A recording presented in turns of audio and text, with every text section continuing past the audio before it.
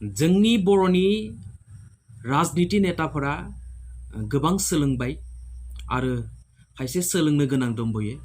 At least 70% सोलोंबाय आरो 30%खौ सोलोंना लायोब्ला मोजांसिन जाहैगोन।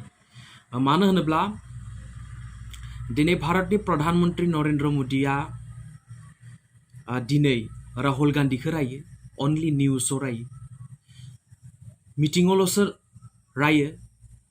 राहुल गान्धीया दिनै नरेन्द्र मदि बिथांखौ रायो, मात्र बिथांमोना रायो निउसावल'सो बिथांमोना नांलायबाय थायो, नाथाय अरिजिनेलि बिथांमोना जेराव लोगो मोनो बेयाव हेन्डसेक लालायो, बेयाव गोबारख्रबलायो। जेरैबायदि दाख्लै जा बिजेपि सरकारा शपथ ग्रहण लाबाय, बै सानखालि सनिया गान्धीयाबो फैदों, mammohan सिंहआबो फैदों, राहुल गान्धीयाबो फैदों।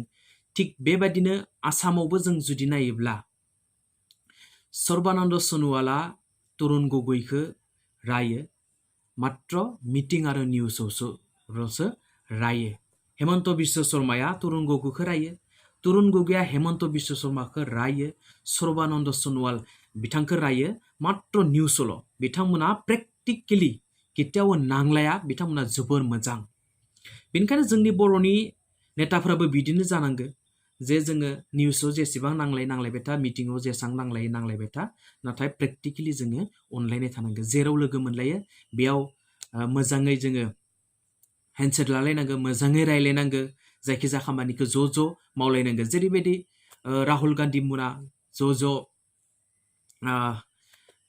ज' मिटिंफोराव ओंखारबाबो कुनु मोनसे प्रेक्टिकेलि बिथांमोना जेबो नांलाया। थिग बेबायदिनो जोंनि बर'नि नेताफोराबो जानांगौ।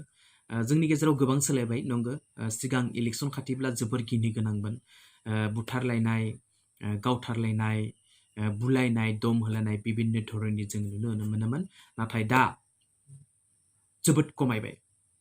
बेनिखायनो आं बर'नि राजनिति नेता बिथांमोनखौ रोजा रोजा साबायखर जासियो जे इलेक्सन गेलेयो, बयहाबो इलेक्सन गेलेनो बयहाबो मोन्थाय दङ।